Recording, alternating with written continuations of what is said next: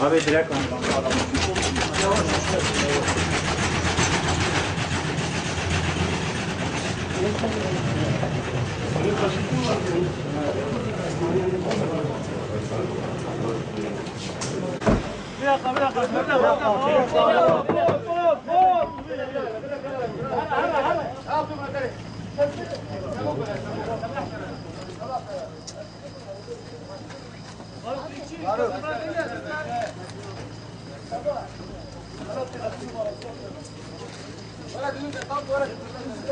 Abi mesela ambulans efendim buraya arayın.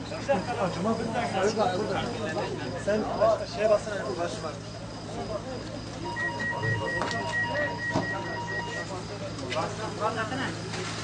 Hele bir tane oksijen baş bakayım. Hayır. Maske.